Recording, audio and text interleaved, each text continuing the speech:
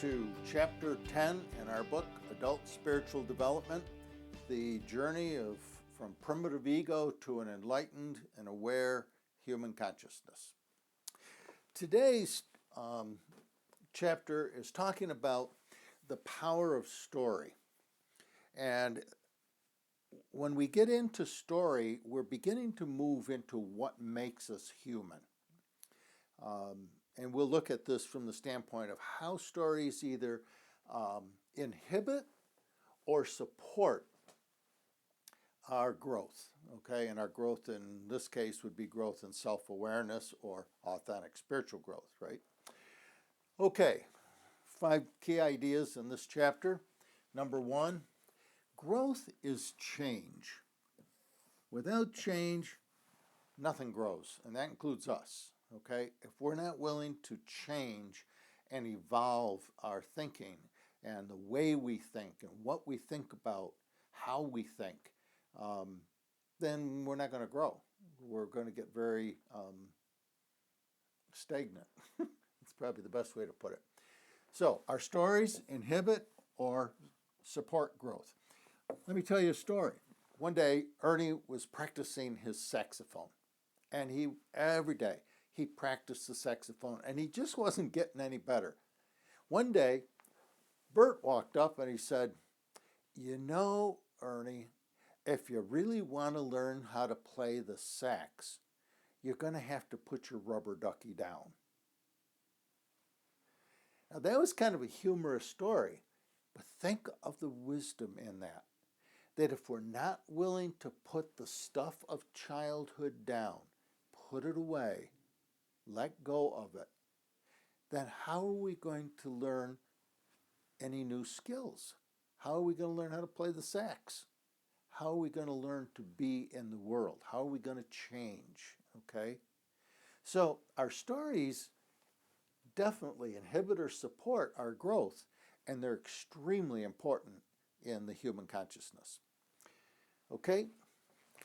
Now we come to the real root of the matter, and that is that the primitive ego does not want to change. Our primitive ego is absolutely resistant to change.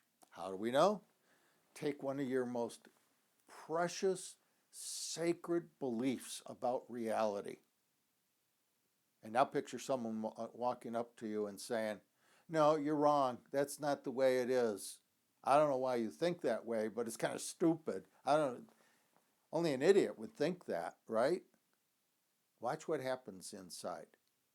And when you're done with the argument that'll probably happen, you won't have changed. The high probability is you'll have poured concrete on that belief and strengthen it even further. Why? Because the primitive ego builds its self-identity on all of our beliefs. So if we mess around with our belief systems, then our self-identity gets messed up. And the primitive ego does everything it possibly can to resist changing our self-identity. Okay? What does that result in? Not good stuff. It results in a very closed mind. For example, think about what we talked about in previous chapters, our sad story that our primitive ego from childhood creates, okay? The poor me story, okay? And we stand by it, that's the truth, and that's what it is, right? But we learned earlier that really isn't what it is. It's just a way of avoiding the responsibility of making choices and taking responsibility for our own life, a bent nickel belief. Strong beliefs bring all change and all conversation about change to an end.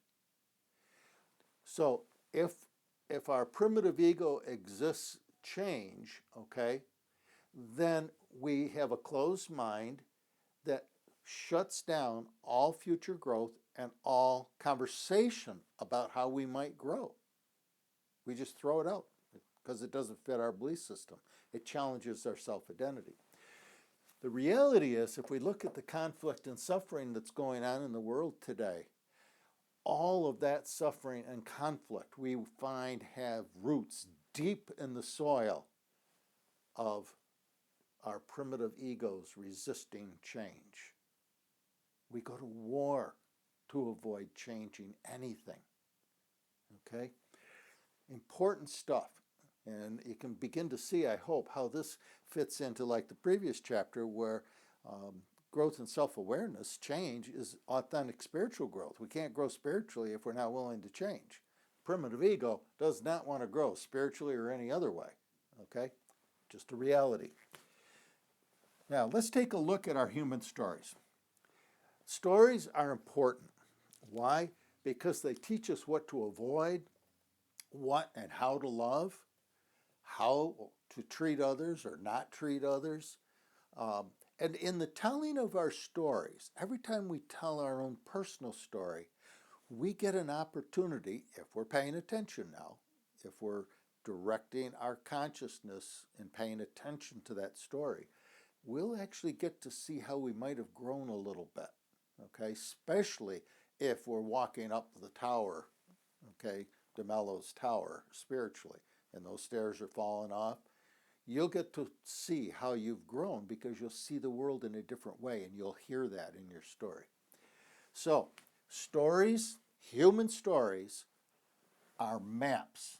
They're metaphors of reality.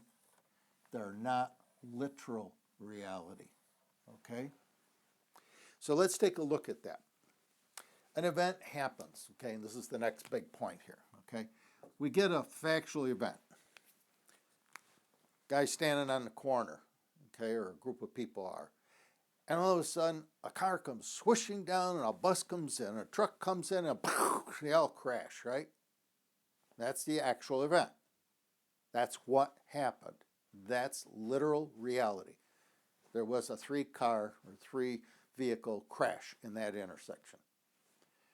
The moment someone says, "What happened?"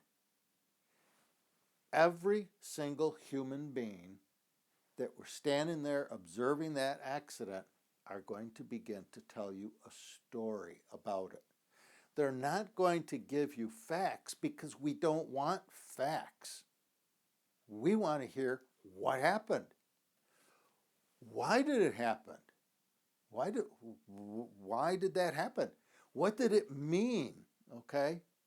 So immediately humans will begin to subjectively include their understanding of why it happened, what it means, and all of a sudden we are now back to a metaphor that happened called the actual event, okay? So anytime we hear a story, no matter where that story is coming from, it is a subjective interpretation of events that may or may not have happened because the people telling the story were more concerned about the why and the meaning. Okay? As long as you understand that, then you don't have to take things literally. You can begin to see the wisdom and the metaphors that the writers or the creators of those stories are trying to teach. What are they doing? They're teaching the why and the meaning of that event. That's all. Humans do that instinctively. Humans do not record actual factual events and just give you the facts. They make a story out of it. Okay? Important insight. I mean, critically important if we want to grow as an individual and become more enlightened and more self-aware. Okay, let's look at a story. A good way to think about this is a quote that I like. A story is about the way things never were, but kind of always are. Okay? So in this case, the crash on the corner, it isn't exactly what happened, but it's kind of the idea that, well, maybe people weren't paying attention. Maybe they were going too fast. Maybe somebody ran the stoplight. Okay, now we're back into story, and now we're into subjectivity. There's a story in DeMello's book that I love. It's called The Shaman and His Cat Story. And DeMello talks about the old shaman was leading a religious service, a spiritual service, and his cat always walked in to the group right in the middle of his service, and it was a really cool cat, and it distracted everybody. So after a while, the shaman kind of got upset with that, so he brought a little rope and he tied it around the cat's neck, drove a stake in the ground right up close to the altar, and tied the stake to it. So the people could see the cat, but the cat couldn't walk around and distract them, okay? And the shaman was happy. Well, this went on for many, many, many years, okay? And finally, one day, the shaman passed away. And the people were really grief-struck. And this guy was really wise. He was a great elder in their community. He was their spiritual guide. So the guy that came and followed him started the service, and the people said, wait a minute, let's put the cat, we'll tie the cat in front, okay? It'll kind of remind us of the old shaman. Well, this went on for a long, long time.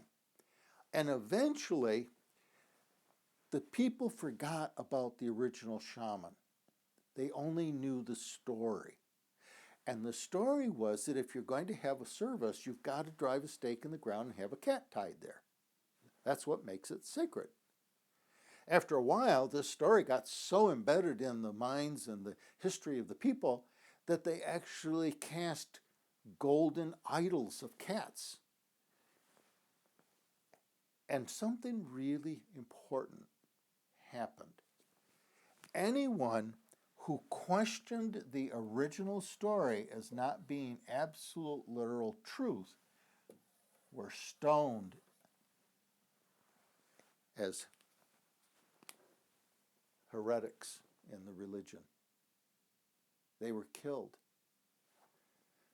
They dared to challenge the sacred stories that had been interpreted literally when they were really just a metaphor about an old history. Okay? Powerful story. Powerful story.